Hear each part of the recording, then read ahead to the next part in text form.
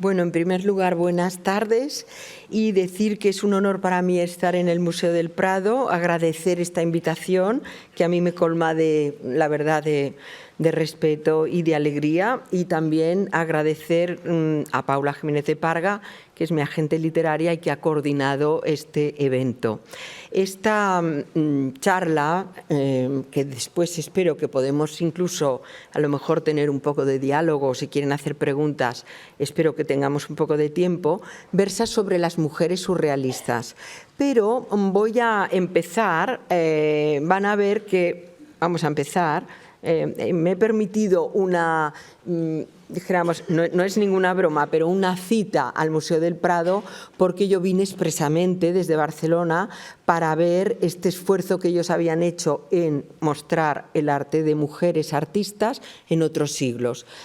Aquí les paso una obra maravillosa de Sofonisba Anguissola, que estaba aquí en el Prado, y ellos tuvieron Anguissola y luego Lavinia Fontana. Por lo tanto, quiero también agradecer al Prado, que espero que sea el principio de muchas otras exposiciones dedicadas a mujeres, Pero además, si sale una vez más el libro Amazonas con pincel, yo hablaba de Sofonisba Anguissola y de Lavinia Fontana.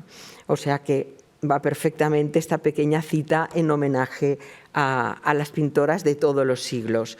Bueno, ¿por qué las eternas olvidadas, no? Entonces, hoy solo hablaremos de las surrealistas, incluso no de todas, porque hay más de las que yo trato, porque se trata de una charla de 1 hora, pero no de más.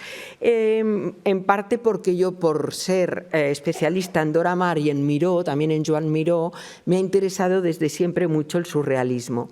Y también porque el surrealismo, y así empezamos, privilegió siempre lo que ellos decían, 3 cosas importantísimas: el amor, la libertad y la poesía. Entonces, claro, como en vez de empezar a bote pronto sobre una surrealista seguida de otra y otra, he pensado que era más interesante una breve disquisición sobre una polémica que ya lleva años, pero que de todas maneras es reciente, que es cómo fueron tratadas estas mujeres surrealistas, cómo fueron vistas por los hombres y cómo se veían a sí mismas, y si ha cambiado esta perspectiva, dijéramos, de fortuna crítica o de admiración o no hacia ellas. Bueno, hay una parte de las historiadoras de arte, sobre todo bastantes americanas, muy radicalmente feministas, pero también hay algún historiador hombre como Kuntzli, que afirman que los hombres surrealistas, o sea, los escritores y pintores, fueron muy misóginos, sexistas, que no las dejaron, dijéramos, más que tener fama, que no hicieron demasiado por ellas, y especialmente Breton. Pero esto no es del todo cierto, y yo en las Amazonas con pincel y en todos mis libros lo he ido matizando, y aquí veremos también un poco este tema.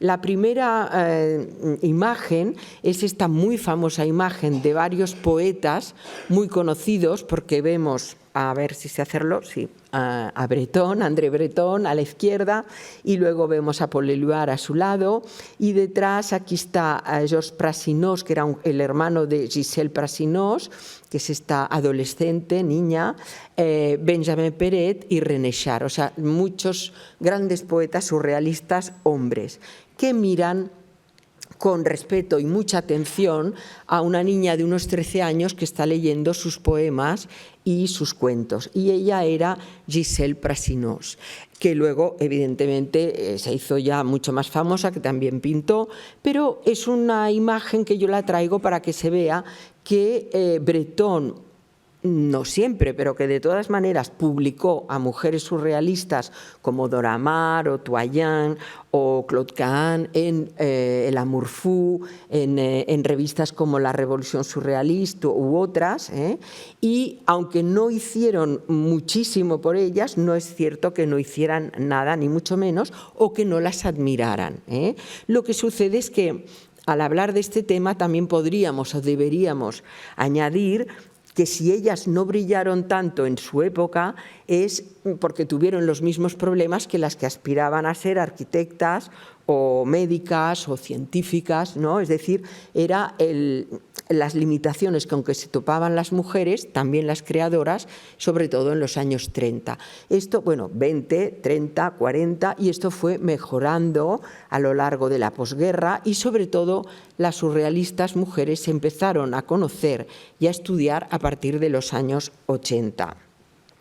Pero como ven, hay imágenes muy incluso graciosas, ¿no? Como esta de Lee Miller, que además no gustó nada a Max Ernst, porque aquí vemos a Max Ernst como un gigante, casi aplastando a Dorothea Tanning, que es una artista de la cual vamos a hablar aquí, y que era su mujer.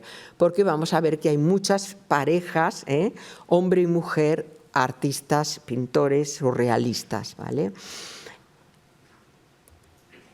Otra imagen polémica es que, muy bien, hemos visto que unos tenían atención hacia ellas, hemos visto que Lee Miller, que era una de las surrealistas, se queja, llamémosle, del machismo o paternalismo por parte de los compañeros surrealistas de ellas, y algunos autores dirán que que no las admiraban suficiente o que las rebajaban. Pero, por ejemplo, ¿qué hacemos con una imagen como esta, donde es el famoso banquete que montó Meret Oppenheim, que es mujer, evidentemente, que fue mujer, artista surrealista, La fiesta caníbal? Fue en 1959 y en esta fiesta, o caníbal, como llamó ella, se pretendía una metáfora de devoración de una mujer que obviamente no era real, era un maniquí, pero llena de comida por encima, que los asistentes a esta fiesta además podían ir cogiendo. Si lo hubiera hecho un hombre, yo creo que algunas feministas actuales dirían: oh, esto no puede ser, es una degradación del cuerpo de la mujer, y en cambio lo hizo una mujer, para que vean que el tema no solo es ambiguo, sino que es muy complejo, que es lo que quería empezar a sugerirles. ¿Cuáles eran los arquetipos de la mujer surrealista según los hombres surrealistas? En realidad tienen dos grandes arquetipos, o sea, a los surrealistas les gustaban las mujeres o bien con este arquetipo de la femme enfant, o sea, la mujer niña, o bien, y que por extensión podríamos decir la melancólica, un poco la indefensa, y que podía haber la inocente, ¿no? O bien la mujer maga, que se puede ampliar a la mujer bruja o la mujer femme fatale. Pero es que también las mujeres surrealistas, como Claude Cahn, que enseguida la veremos, también se autorretratan a ellas mismas, por ejemplo, como femme enfant, ¿no? Aquí vemos un autorretrato del 32 de Claude Cahn, donde ella... Además, la gracia es que se mete en este armario, ¿no? Está dormida porque es un tema básicamente muy surrealista, el del sueño, el del inconsciente, el de los ojos cerrados, y se pone con sus calcetines y sus ricitos de niña, no sé si como una parodia de la femme enfant o porque se lo considerara ella misma, cosa que no era. Ella misma también se autorretrató, porque veremos que todo su trabajo es un trabajo sobre la identidad entre lo masculino y lo femenino, y podríamos decir las máscaras identitarias que uno se puede ir poniendo. Y esta otra fotografía de Claude Cahn es ella como maga, ella como princesa, otro de los arquetipos masculinos. O sea que en la dicotomía mujer inocente o mujer perversa, aquí estaría dentro de la vidente, la bruja, quizás la reina, pero es Claude Cahn un artista mujer. Y la última que paso de este mini tema es este precioso retrato de la primera mujer de André Breton, que se llamaba Simone Kahn, de soltera, y que es de Man Ray. Y lo añadí últimamente porque hay dos o tres cosas importantes aquí. Una es el tema de la femme renversée, o sea, que está dada la vuelta, su cuerpo, ¿no? Pero con unos ojos que nos miran muy fijamente, o sea, la visionaria, ¿no? El tema de la cabellera, que es un tema que saldrá 2 o 3 veces, que es muy surrealista, y ella agarra fuertemente, como ven, una escultura que suponemos es africana, ¿no? Pero yo la he traído porque Simone Kahn que también en libros puede salir como Simone Can-Breton o Simone Breton.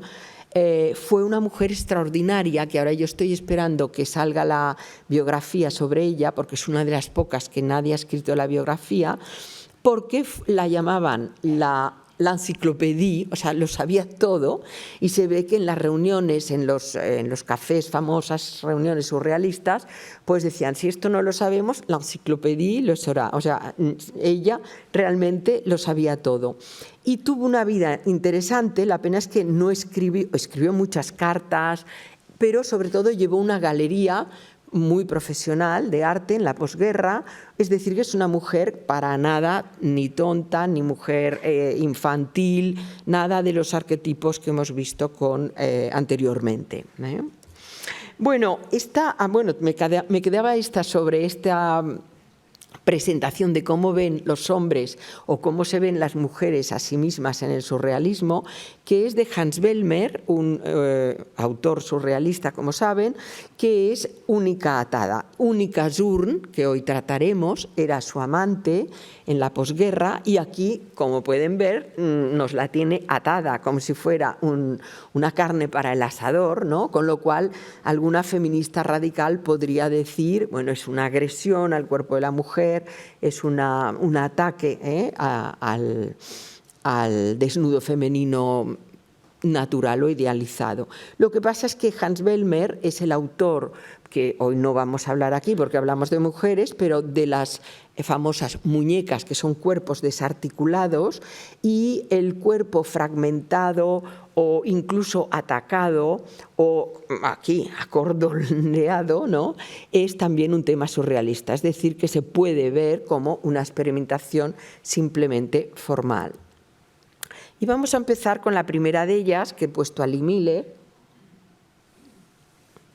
Y en general, primero se las muestro porque son figuras que además casi todas eran muy guapas, y les resumiré en algunos casos su vida, porque también tuvieron unas vidas muy interesantes. Las vidas también las explicaré, aunque sea brevemente, porque podríamos estar días hablando sobre ellas, porque también demuestran la dificultad que ellas tuvieron en ser reconocidas y en luchar por hacer una carrera profesional. En el caso de Lee Miller, ella era americana, de una familia con un padre ingeniero, pero que le gustaba la fotografía, y lo que le pasó a Lee Miller es que tuvo un gran trauma de niña, porque fue violada por un amigo de la familia. Ella lo debió contar, la familia se debió enterar. El caso es que la llevaron a un psiquiatra en Estados Unidos que, para, dijéramos, sanarla o evitar este trauma, le explicó que sexo y amor eran dos cosas muy distintas, cosa que Lee Miller a lo largo de su vida lo vemos que siempre lo entendió así, no solo porque tuvo muchas relaciones sexuales, sino también porque la gente que se acuerda de ella decían que era muy fría, y esto evidentemente no le priva de que se enamorara de 2 o 3 personas y de que hiciera una carrera magnífica como fotógrafa.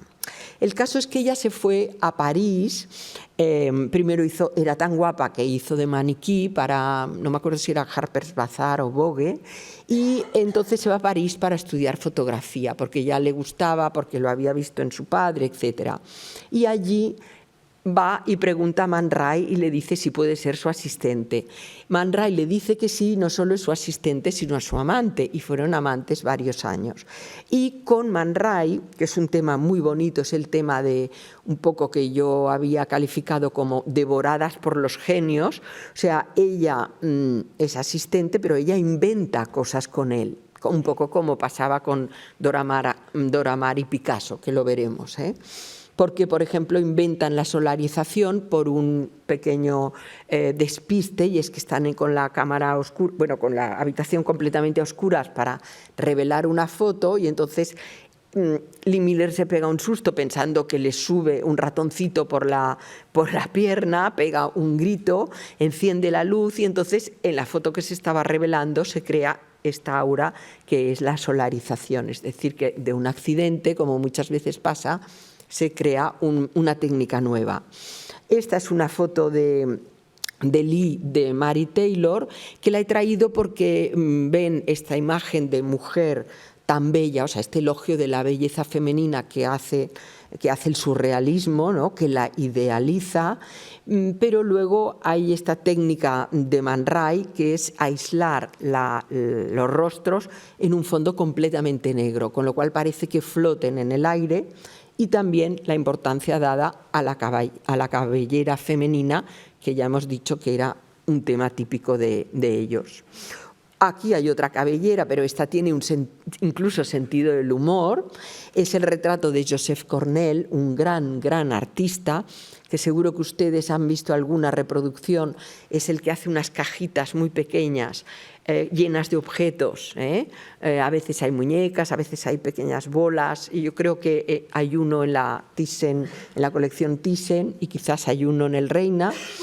Y expuso con Lee Miller, y ella lo retrató de esta manera, que también es un procedimiento surreal, que es aunar dos o tres, como en este caso, realidades muy distintas, como un perfil, una cabellera que es falsa, evidentemente, rubia, ¿no?, que no le pega a un hombre masculino, y un barquito que es un juguete, dándonos llamémosle lo que ellos llaman el espíritu mágico o poético que surge de este avecinamiento.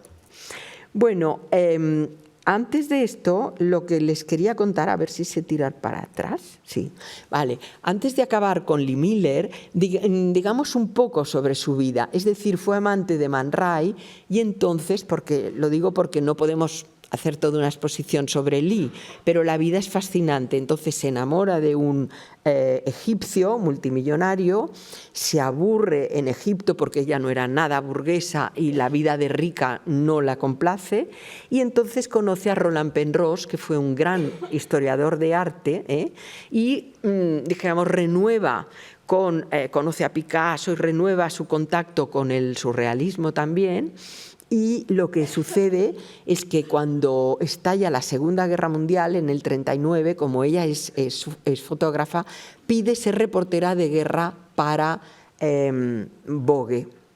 Y haciendo una gran excepción, la envían, y claro está, yo no he traído las fotos porque son documentales de guerra, no surrealistas, pero yo les explico que es una de las primeras fotógrafas que entró en los campos de exterminio nazi. Y entonces las fotografías son impresionantes, y ella quedó tan traumatizada, creo yo, y bueno, su hijo también lo dice, y tan chocada por las imágenes que vio, ¿no?, que luego no paró totalmente de fotografiar, pero se dio mucho más a la bebida, y acabó siendo una ama de casa que hacía pasteles, y que la gente la fue olvidando como fotógrafa, y que ha sido conocida gracias a que su hijo un día, buscando en un desván, encontró una caja llena de fotos y dijo: pero si son de mi madre. Y entonces este hijo, que es Anthony Penrose, que conozco muy bien, lo hace todo por dinamizar y dar a conocer el arte de su madre. Bueno, pasamos a Meret Oppenheim, que aquí la tenemos en la famosa foto de Man Ray, que como ven también era muy guapa. Esta es ella, con un físico muy andrógino, y que nos va bien para explicar que a lo largo de todas estas mujeres hay una corriente muy andrógina, y hay una corriente que es poner en cuestión la identidad sexual. Es decir, hay algunas que son bisexuales, hay otras que son muy andróginas, y hay otras que hablan del tercer sexo y que juegan mucho con la ambigüedad sexual, cosa que hoy en día, además, podríamos decir que está muy de moda, ¿no?, entre los jóvenes, por ejemplo, y que a mí me hace pensar que, como siempre, los artistas son los que van delante de la sociedad y los que ven cosas que luego pasarán. En este tema también se adelantaron. Entonces, la foto de Man Ray, que hay variaciones sobre ella, es Meret, ella misma, que era suiza, desnuda, con su mano intentada de tinta negra, porque está en un estudio de litografías o de serigrafías o de grabado de Marcusís, de un pintor, y la gracia de Man Ray es que este tórculo le ha puesto el manubrio justo con una forma fálica, ¿no? Forma que Breton, para documentar uno de sus artículos o de otro artista, puso la versión, llamémosle, más inocente, recortada en una de sus revistas. Bueno, Meret era una persona muy interesante que yo todavía pude ver. Hay 2 o 3 que yo he conocido, 3 exactamente creo, y les contaré también la anécdota de que yo la pude ver cuando yo viví en Nueva York, que viví del 79 al 81. Y ella expuso en una galería buenísima, que ahora no recuerdo si era la Pace Gallery o una de las más importantes de Nueva York.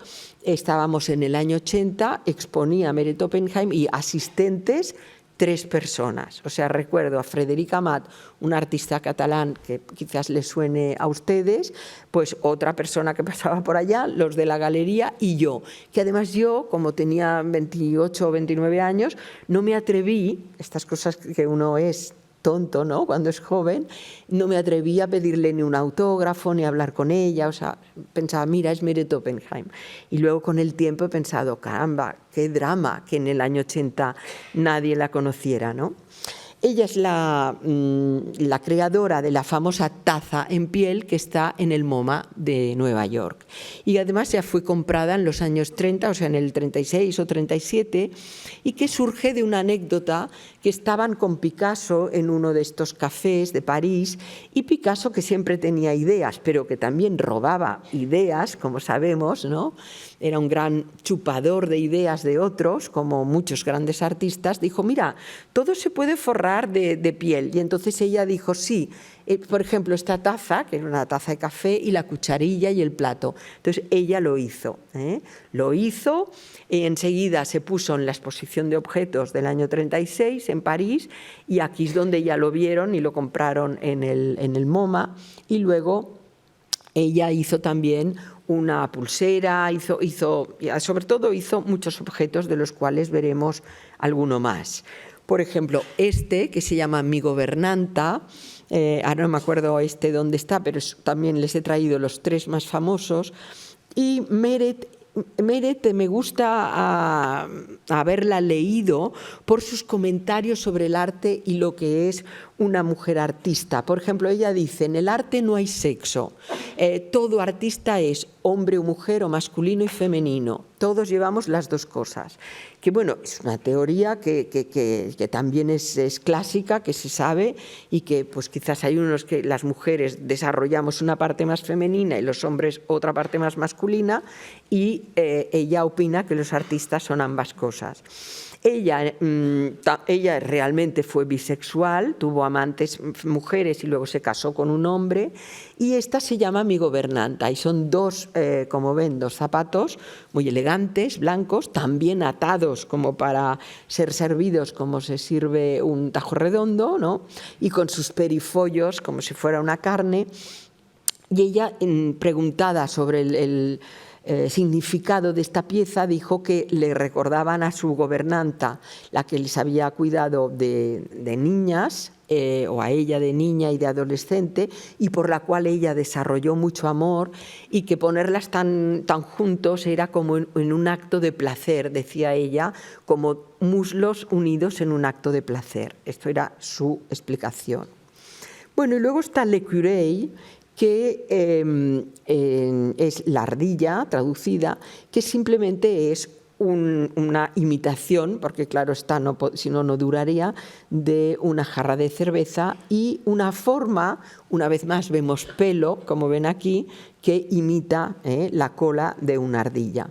Y la he traído porque es famosísima, hay una edición de 1000 ejemplares, es una obra posterior, pero sobre todo porque también es avecinamiento de dos cosas completamente distintas que hagan saltar la chispa de la poesía, como decían los surrealistas. También la he traído porque Meret, leí ayer que el Museo de Málaga, el Picasso de Málaga, va a hacer, me parece que en otoño, toda una retrospectiva. O sea que no se la pierdan, si pueden, porque es un museo excelente y las exposiciones también son magníficas.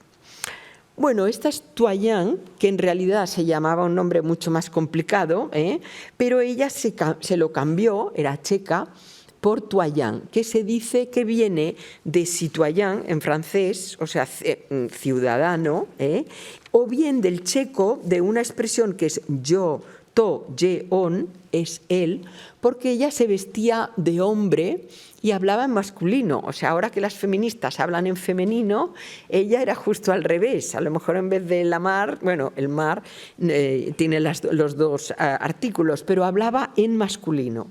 Y se vestía muchas veces con un mono, pero es una excelente artista. Ella es checa, como digo, pero también después de formar parte del grupo checo en Checoslovaquia, creo que con la llegada de la Segunda Guerra Mundial se exiló a París, donde ella fue una de las mejores amigas del matrimonio de André Breton y de todas las mujeres que tuvo Breton, pero sobre todo de Elisa, que es la última, y de Jacqueline Lambat. Y esta es la obra quizás más conocida, que se llama Relâche. Relâche es cuando en el teatro, en francés, cuando no hay función, ponen relâche. Y como para el surrealismo, el misterio, el sueño, evidentemente, pero luego todos estos temas postrománticos como la angustia, lo desconocido, los dobles personajes, la mirada, la no mirada, los visionarios, o sea, la capacidad de ver la confusión entre lo real y lo no real. Todo esto, por ejemplo, en Toussaint está muy bien expresado, porque esta es una niña que está haciendo una cabriola, ¿no?, como vemos, pero que en realidad no le vemos la cara, o sea, ocultación del rostro. Es irreal, pero también es real, pero también es irreal, porque vean cómo sus piernas se van hacia arriba y en realidad se funden con la pared, y tiene un brazo visible, pero el otro no sabemos si existe o no, y sobre todo no sabemos dónde está este rostro, ¿no? O sea que puede ser un mal sueño y puede ser, evidentemente, una visión simbólica de algo que no sabemos, misterioso, de Toussaint. Luego Toussaint, en los años 60, porque ella vivió mucho, hasta los 70 o 80, tiene muchas obras eróticas. Y yo incluso tengo un artículo sobre el erotismo femenino en el surrealismo, femenino, o sea, en las mujeres surrealistas. ¿Por qué? Porque ellos también es un tema básico en los hombres, pero qué interesante pensar que las mujeres expresan también sus deseos sexuales, su identidad como objeto sexual, cómo las miran los hombres o no, cómo quieren ser miradas, cómo miran ellas a otras mujeres. O sea, todo este tema de la mirada sexualizada está en las mujeres artistas. Y esta que se llama Paravent, o sea, el biombo, la encuentro magnífica obra porque es un retrato de una mujer bastante femme fatale.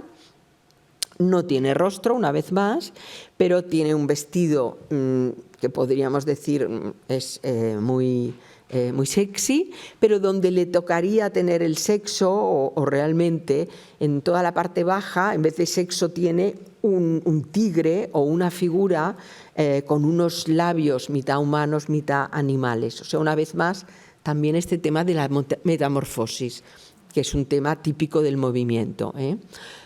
Otro motivo es el de las puertas, un poco como, ¿saben?, como en Hitchcock, las películas de terror, en Recuerda, o sea, en todo este lado, el surrealismo hizo mucho, estudió el humor negro, crearon la novela negra, Duhamel, que era amigo de ellos, o sea, les gustó mucho todo este lado oscuro del ser humano, y creo que en Toussaint también está. Bueno, esta es Claude Cahn, de quien hemos visto 2 piezas al principio, y ahora vamos a hablar de ella y de su obra. Ella fue un personaje muy curioso. Actualmente está muy de moda porque no solo las chicas jóvenes tienen esta moda tan andrógina también, o incluso se visten completamente masculinizadas, sino que también se rapan el pelo como ella hizo en los años 20, 30, ¿no? Y Claude Cahn, ella sí que fue abiertamente no bisexual, sino lesbiana, y tenía una amante que era Suzanne Malherbe, que le duró toda la vida. Como origen, también es de una familia interesante porque ella era pariente de un escritor que se llamaba Marcel Schwab, que era un simbolista y, si no recuerdo mal, muy amigo de Oscar Wilde, y por lo tanto Claude Cahn venía de una familia altamente culta. Y ella entra en el movimiento surrealista, pero se ve que eran extraordinarias verlas a las dos, porque claro está, les voy a pasar y luego tiraremos para atrás. Por ejemplo, ella podía aparecer vestida así, ¿no?, con el cráneo rapado, en las soirées surrealistas junto a su amante Suzanne Malherbe, ¿no?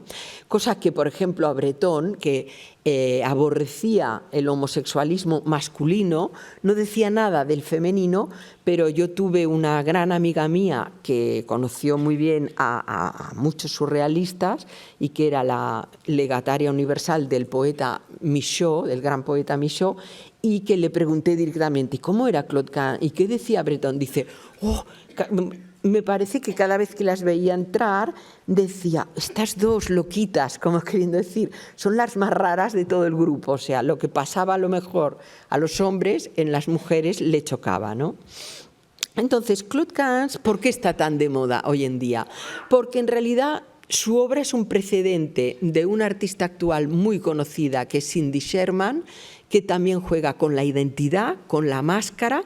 Cindy Sherman hace fotos en color, evidentemente Cindy Sherman tiene mi edad, o sea, es diferente, pero lo curioso es que hubo esta artista que en los años 20-30 hizo algo muy similar.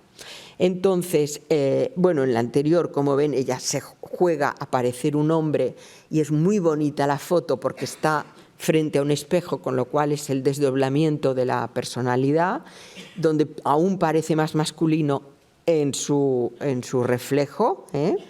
Y aquí explicaré que siempre hacía estos fondos muy minimals, muy sobrios, y se vestía, como ven, cráneo rapado, siempre muy sobria en este caso. Ella decía, tiene escritos, incluso fue una teórica de temas políticos, era muy de izquierdas, como la mayoría de las surrealistas y de los surrealistas, sin llegar a ser del Partido Comunista, más bien estaba más a la izquierda del Partido Comunista. Hay un tocho así sobre sus escritos teóricos, pero luego hay un momento en que dice, no me toquéis, o sea, odio el contacto humano. Y luego tradujo a Havelock Ellis, que es un teórico muy importante, finales del 19, de sexología. O sea, una persona que es interesante en sus fotografías y en sus escritos. Y ahora vamos a ver a Valentine Hugo, que ella sí que es una de las 6 mujeres que yo he puesto en mi libro Musas, Mecenas y Amantes, que lo encuentran en todas las librerías de Madrid y mañana aquí en el Museo del Prado. Es un libro muy diferente al de Dora Maar, muy finito, pero que me surgió la idea, porque al hacer la biografía de Dora Maar, que me llevó 10 años, me aparecían unas mujeres tan fascinantes que dije, ¿por qué no dedicarle un pequeño libro a estas 6 amigas, la mayoría de Dora Maar, y que seguro que se encontraron en los cafés o que fueron directamente amigas? Y una de ellas era Valentine Hugo. Valentine Hugo ya la ven que de apariencia es muy distinta. Bueno, era más mayor que las otras, nació en el siglo XIX y a finales del XIX, siempre vestida, le llamaban el cuello de cisne, tenía este cuello tan largo, y siempre vestida un poco con estas dentelles, ¿no?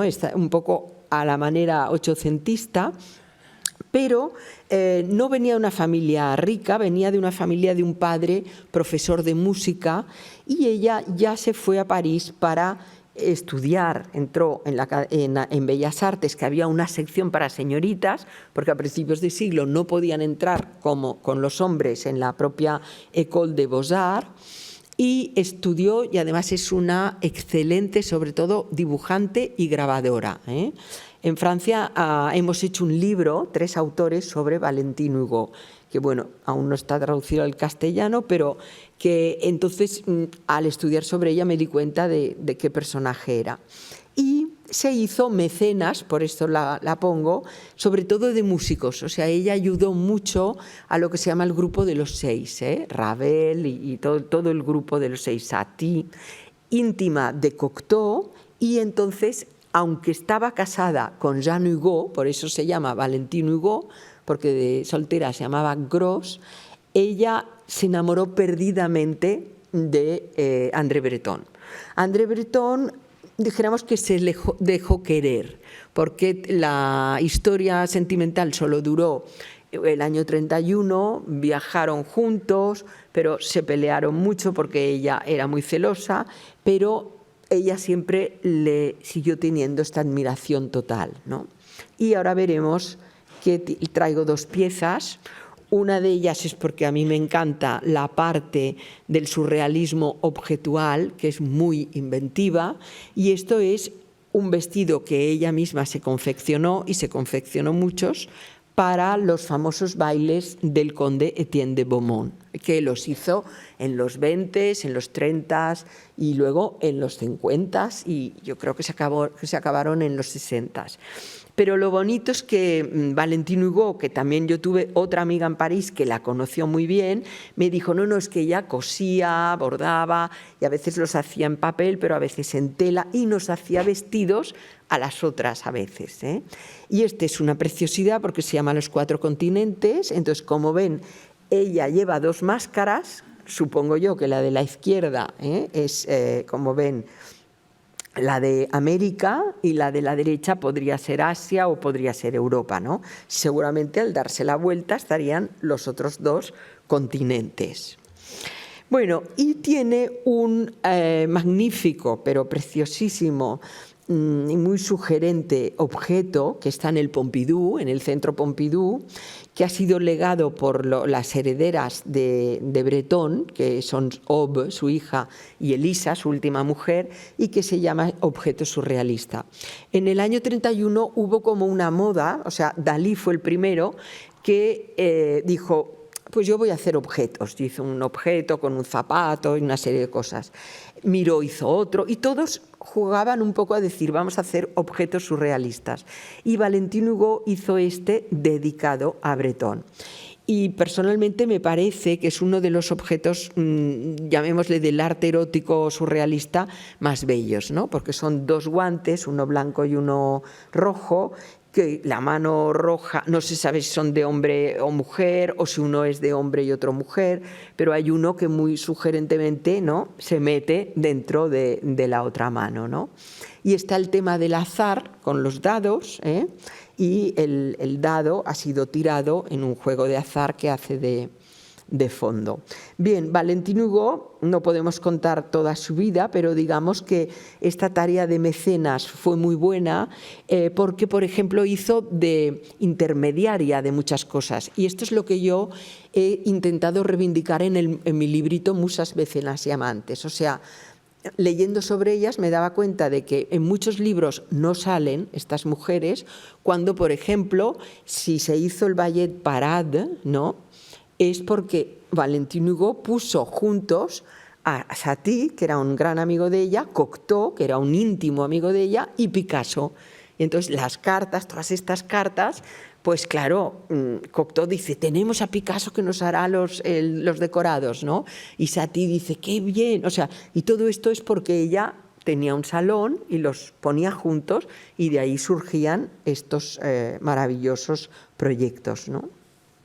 Bien, aquí tenemos a Dora Maar, que a veces yo digo es mi Dora Maar, porque llevo 20 años estudiándola y que tuve la maravillosa y buena suerte de poderla entrevistar, aunque fuera solo al teléfono, pero como ella era una persona, lo que los franceses dicen fantasque, o sea, bastante, supongo que en español diríamos lunática o así, entonces ella colgaba el teléfono a todo el mundo y como había sido la amante de Picasso, era muy asediada, como es comprensible, por marchantes para ver si les vendía obras de Picasso. Y ella, cuando murió, en las 5 muy famosas ventas públicas, salió que tenía 130 Picassos, o sea, no 14 ni 24, sino 130, evidentemente con cosas pequeñitas, pero como ven, eran muchas. Por lo tanto, se entiende también un poco su este recluirse de los últimos años de su vida.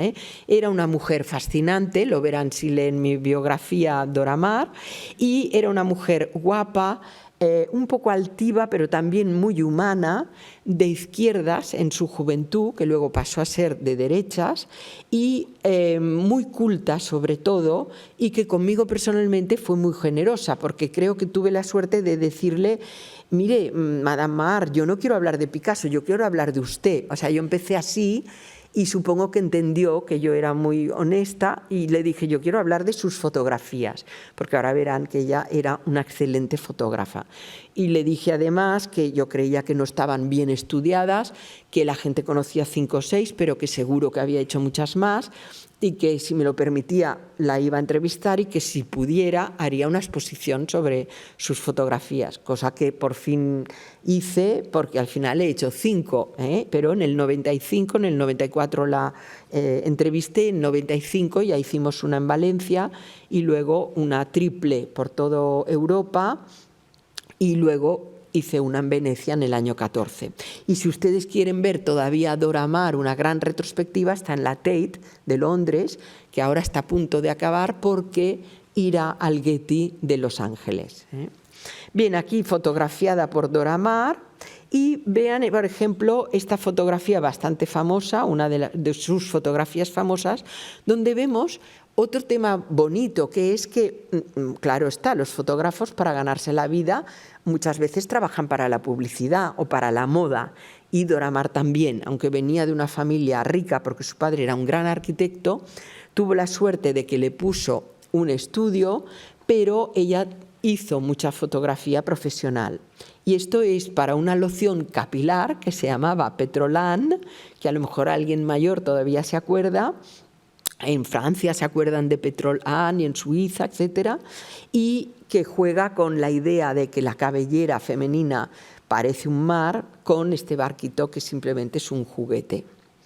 Entonces esta no es de ella, pero la he traído porque es de otra surrealista mucho más reciente, de Mimi Parent. Esta es una obra del 59, pero vuelve a jugar con el pelo y vuelve a jugar con masculino-femenino, porque tiene 2 títulos. Se puede llamar La corbata de pelo o se puede llamar masculino-femenino.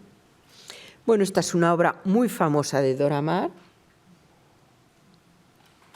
el 29 Rue d'Astorg, que es una serie que ella hizo cogiendo una fotografía que curvaba, supongo yo, de l'Orangerie de Versailles y a la cual añadía en fotocollage, o que luego si fotografiaba se trataba de un fotomontage, pues o bien recortes de revistas o bien lo que fuera. En general eran otras imágenes.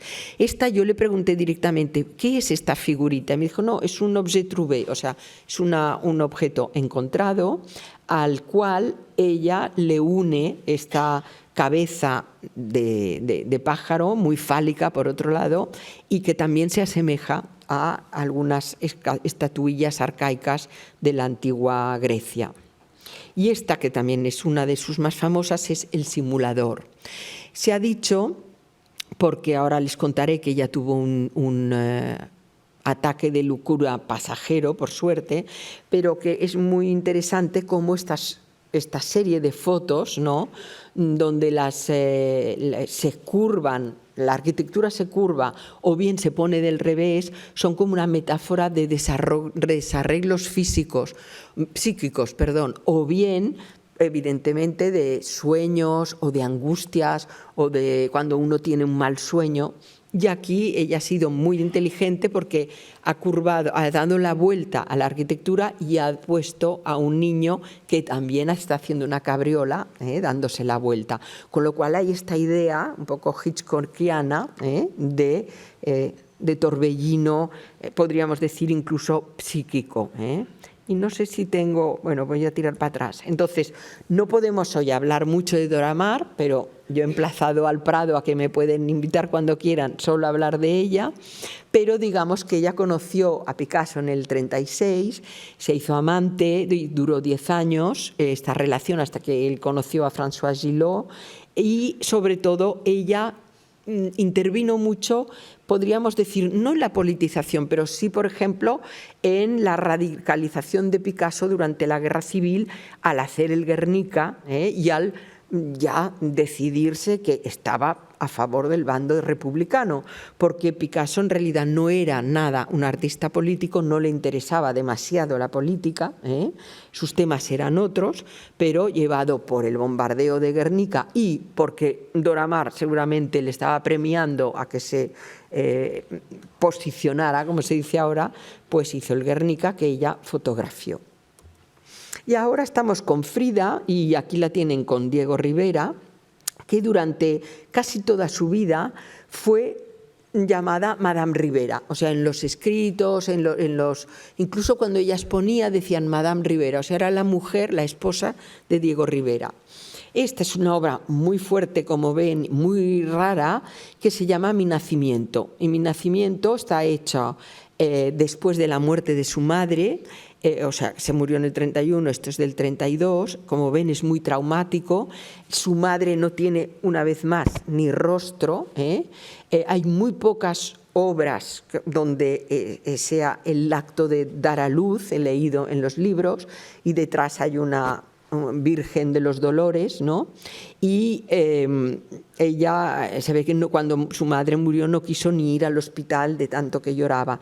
Pero el problema de Frida, como mucha gente de esta sala sabrá, es que sobre todo casi toda su obra es una búsqueda de su identidad, y por esto se autorretrata y siempre es ella, salvo cuando le piden, por ejemplo, un retrato, ¿no?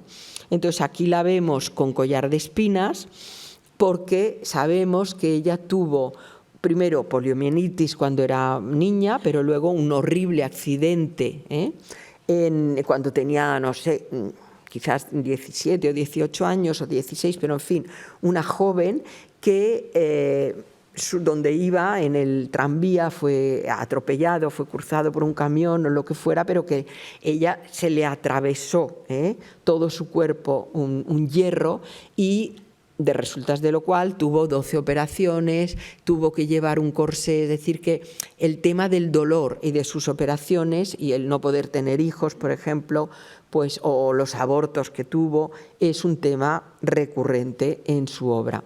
Aquí hay otro tema también interesante que ha estudiado un historiador de arte, pero que es psiquiatra americano y mexicano, que se llama Salomón Greenberg, que me contó, que es el que mejor escribe sobre Frida Kahlo, que me contó que me dijo, bueno, pero es que ella también juega a lo masculino y lo femenino en su obra. Digo, hombre, no sé, a ver, ¿en qué lo ves? Y entonces, claro, por ejemplo, el hecho de ser tan cejijunta que ella acentuaba, ¿no? El bigote que ella se dejaba, ¿no? Pero en cambio que muchas veces va con flores o mariposas, como vemos aquí en su cabeza, es jugar a las dos caras de la identidad sexual. Y ella también era bisexual. Ahora luego pasaré una foto con una de sus amigas amantes. Estas son las dos Fridas, donde la vemos vestida a la mexicana y vestida a la occidental. A la mexicana como le gustaba a Diego, a la occidental lo que le tocaba por su entorno burgués. Pero es el dolor, una vez más, porque los dos corazones sangrantes están unidos y Salomón Greenberg dice que otro de sus ideas que me ha gustado mucho es que dice, todos los seres humanos tienen 2 años de vida, los 2 primeros, donde se puede afianzar su yo o puede tener un vacío que entonces lo depositan, dijéramos, en un objeto o en una persona, y no sabemos lo que le pasó a Frida, pero es evidente que ella, esta falta de seguridad, la cedió a su amor incondicional por Diego, cuando en realidad Diego Rivera la hizo sufrir muchísimo porque era un mujeriego total. Tuvo un affair con la hermana de Frida incluso, y le llegó a decir, yo a ti no te quiero, quiero a tu hermana, o sea, era bastante sádico. Sin embargo, también es verdad que cuando se murió Frida, Diego estaba devastado, ¿no? Es decir, que es un amor fusional muy dramático que llena la obra de Frida. Y esta es ella con Jacqueline Lambert, que fue mujer de André Breton, a la izquierda, como ven, muy guapa, muy moderna en su cara, y esta es Frida, evidentemente. Y cuando Frida Kahlo, vivía en México, evidentemente, pero Jacqueline Lambert y Breton visitaron México, ellas tuvieron una historia, no sabemos hasta qué punto sexual, pero fueron grandes amigas, y esta amistad duró durante toda la vida y se escribieron y se quisieron toda la vida. Y de Jacqueline no he traído más que un objeto, un cadáver exquisito, porque tiene 3 o 4 solo cuadros surrealistas. Pero así podemos hablar del cadáver exquisito, que es este juego surreal donde alguien empieza a dibujar algo, dobla el papel, sigue otro, dobla el papel, sigue otro, y al final sale un dibujo hecho por varios, que al principio fue escrito, de ahí viene lo de el cadáver exquisito, fueron las primeras palabras del primer cadáver, ¿no? Y luego puede incluso ser con fotografías, o sea que también recortaban y pegaban, como vemos aquí, que por otro lado es bien bonito.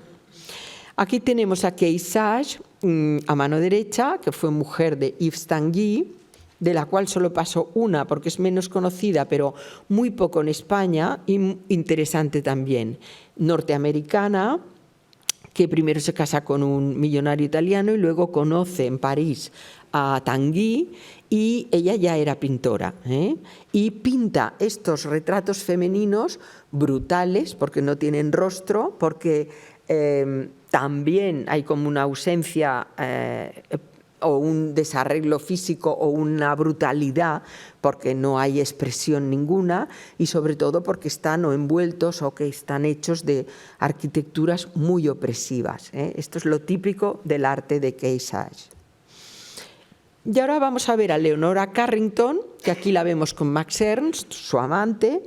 Ella era de muy buena familia, yo también la pude conocer porque se murió hace muy poco, vivió 102 años o así, y ella estaba destinada, incluso la querían casar con, no me acuerdo ahora si era Eduardo VIII, bueno, con alguien de la realeza inglesa, porque su familia era de la alta aristocracia y estaba destinada a una vida de lujo y nada más. Pero le fascinó el surrealismo, que lo conoció por un libro, se puso a pintar y en una fiesta conoció a Max Ernst y fue el Amour fou. Aquí los vemos en Cornualles en el año 37. Y también esta es una vida de película y yo les recomiendo, hay muchos libros sobre ella, pero hay uno en castellano que se llama Abajo, En bas en francés y Down Below en inglés, que es la experiencia que ella tuvo, que ahora les resumiré, cuando también tuvo un ataque de locura temporal, un poco como Dora Maar. ¿Por qué? Porque ella, en primer lugar, tiene este cuadro maravilloso que se llama Autorretrato en el albergue de la Casa del Alba. Se autorretrata como mujer fuerte, como poderosa y como seductora, ¿no? Con esta melena preciosa y enorme, y luego rodeada de caballos y una hiena, porque a ella le gustaban los caballos, pero ven que vuelan, o sea que son ejemplo de libertad y de lo que ella hizo, que es escaparse de su casa. O sea, ella no la raptó Max Ernst, huyeron los dos. Y la hiena también salen muchos animales en su obra, pero sobre todo es porque su madre y su nani le contaban cuentos celtas donde la figura de los animales y sobre todo de la hiena está en todos ellos. Y entonces lo que les sucedió, es, para resumirlo, es que llega la Segunda Guerra Mundial, el 39, y al pobre Max Ernst, por ser alemán, estaban en Francia, en el sur de Francia, con Leonora Carrington y lo ponen en un campo de concentración simplemente por ser alemán, aunque fuera anti-Hitler, ¿no? Anti-nazi. Entonces ella, desesperada, lo quiere sacar del campo. Primero lo logra y luego lo vuelven a poner, y entonces ella piensa, como tengo su pasaporte, voy a pasar a España, voy a encontrar un visado y lo voy a conseguir sacar. Pero ella realmente pierde la razón. Pierde la razón, sobre todo cuando atraviesa España y cuando está en Madrid, y al final acaba en un psiquiátrico de Santander, tratada por un tal doctor Morales, donde, imagínense, en el año 41 lo que debía ser un psiquiátrico, ¿no?, de Santander o de cualquier sitio en España, y donde le dan unas inyecciones muy fuertes, donde la atan a la cama, pero al final ella puede salir de allá, por suerte, y al cabo de 4 años, una cosa así, hace un relato, que esto es muy extraño, de su experiencia de locura, porque hay pocos relatos, dijéramos, de una persona que ha vuelto a la racionalidad, porque yo la conocí totalmente, como ustedes y como yo, de racional, ¿no?, pero que fue capaz de escribirlo. Y entonces, desde Portugal, ella huye de su familia, sobre todo. Su padre le había incluso enviado a alguien a seguirla y a traerla otra vez a Inglaterra, y se va a México, donde vivirá toda su vida, y en México será considerada una artista mexicana, o sea, aunque fuera inglesa, una artista mexicana. Y pinta cosas tan bonitas como este Samaín, ¿no?, que tiene una cierta influencia de Max Ernst en estos capirotes y en estas mujeres y en estos animales y humanos híbridos, y ella llegó a tener mucho éxito comercial. Y creo que son las dos últimas que voy a pasar, son Remedios Varo, española, que nació en Anglés, en Cataluña, pero de un padre que se movía mucho porque tenía cargos, parece que era agente de aduanas, entonces lo destinaban, y también estuvo en otras ciudades en España. Entonces, el Remedios Varo también se llegó a ir a México, y también huyendo de la Segunda Guerra Mundial. Bueno, Varo tiene podríamos decir, es realmente una típica surrealista, porque hay mucha fantasía en ella, y lo que es bonito es que también llegó a tener mucho éxito comercial. Pero lo interesante en la creación de las aves del 58 es que, como ven, es una mujer que crea, o sea, es un empoderamiento, que dirían ahora las feministas, porque es una mujer creadora que está pintando pajaritos, pero que los pajaritos vuelan, o sea, los pájaros ya se hacen reales. A mano izquierda, se ha dicho que como su padre le encantaban los artilugios, las máquinas, pues casi es un aparato alquímico, Y me parece que, he traído otra que me hace mucha gracia, porque hay un humor muy chungo sobre la condición de la mujer, que al tener que estar recluida en un interior casero, su cara, su cuerpo, ¿no?, ya se ha mimetizado con el tapizado del sillón. Ella, Remedios Varo, conoció a Benjamin Péret, el poeta francés, en el año 36, porque Benjamin Péret era tan de izquierdas que vino a combatir con la República Española, Y entonces, la guerra fue tan brutal que se van a París, y también ellos tienen que huir, y también ellos acaban en México. Luego se separan, y Remedios Varo tiene un segundo matrimonio muy bueno, podríamos decir, y muy feliz, con un intelectual mexicano, con Günter Guerso.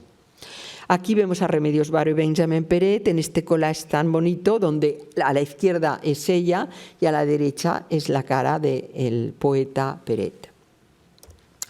Bien, vamos acabando, y está Dorothea Tanning, que esta obra es birthday, o sea, su cumpleaños, es su autorretrato. Vean también que era muy guapa, también la pude conocer, tenía un sentido del humor extraordinario, vivía en Nueva York y fue también mujer de Max Ernst.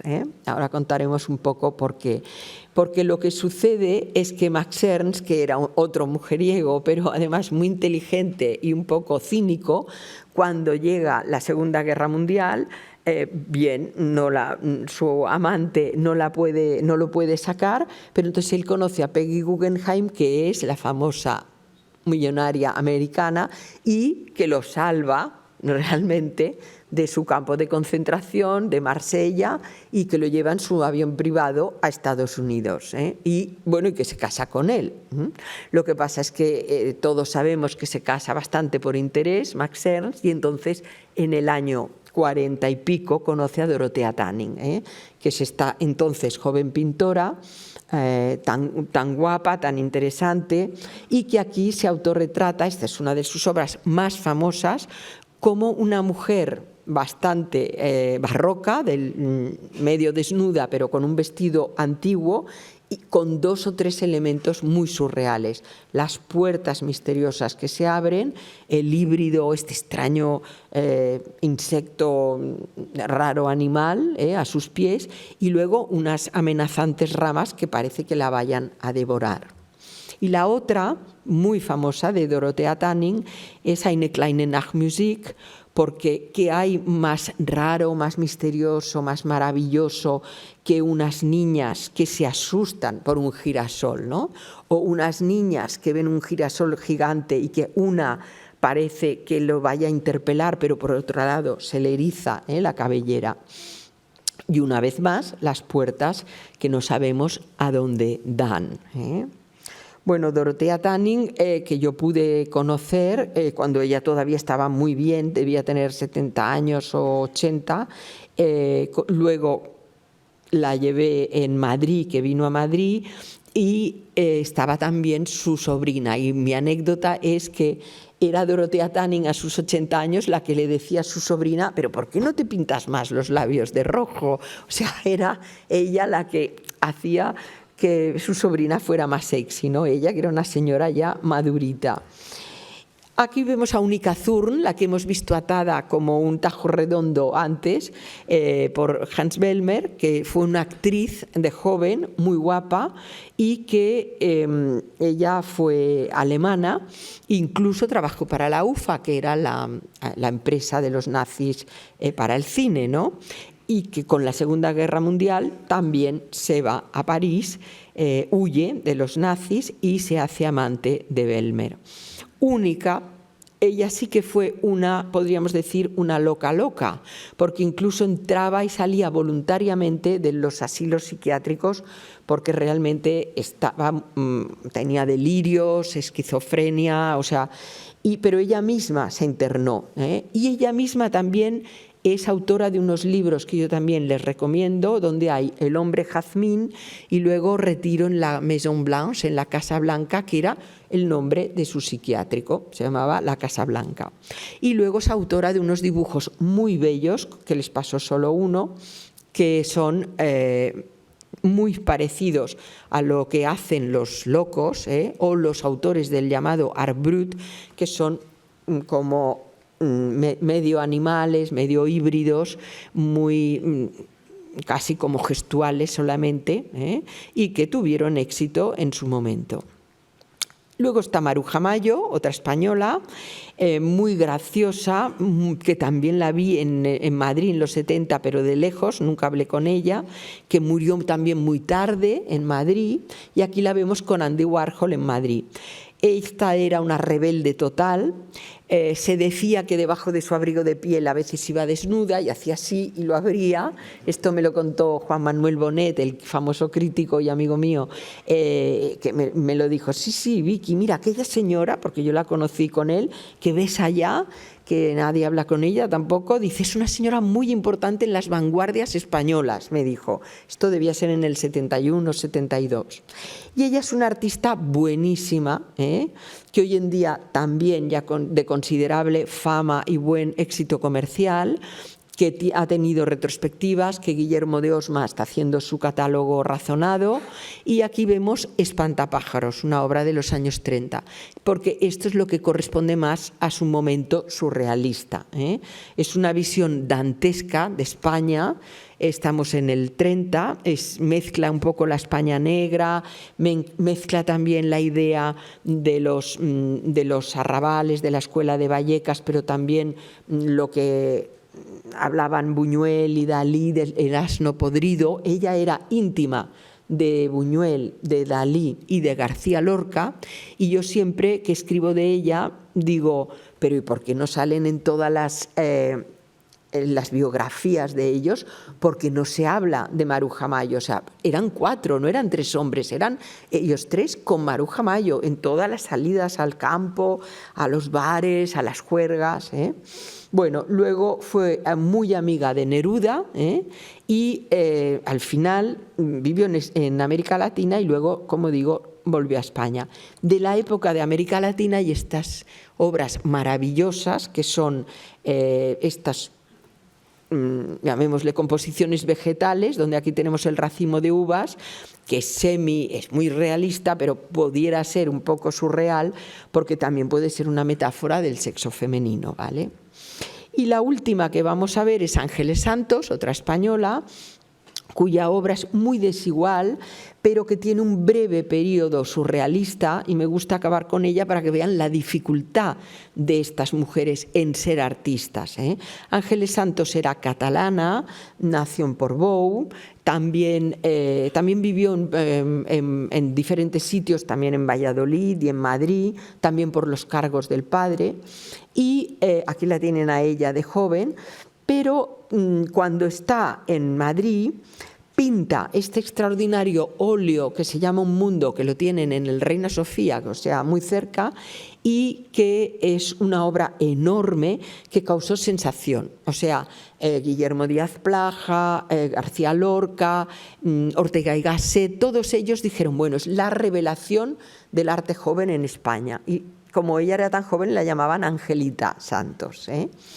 Pero ¿qué pasó? Que ella se junta con este grupo y la familia, que era una familia muy burguesa, hay un momento en que ella empieza, no a desvariar, pero a hacer cosas raras, a vestirse diferente, a salir de noche. Hay un día que dice, me voy a ir de noche al campo, o sea, cosas surreales, podríamos añadir, y la familia la llega a internar en lo que se llamaba un centro de salud, un centro de salud mental para niñas descarriadas, de donde sale gracias a un famoso artículo que uno de estos intelectuales hace diciendo, pero bueno, si es una gran artista, si es una genia, ¿no?, del arte español.